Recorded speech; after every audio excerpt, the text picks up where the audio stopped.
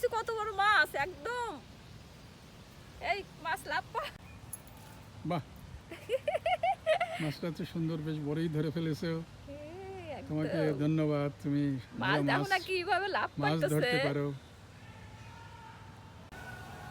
We got the best today. We are so lucky today. We are so happy. আমরা দুই বোন অনেক happy আমরা এত বড় একটা মাছ পেয়েছি হ্যাঁ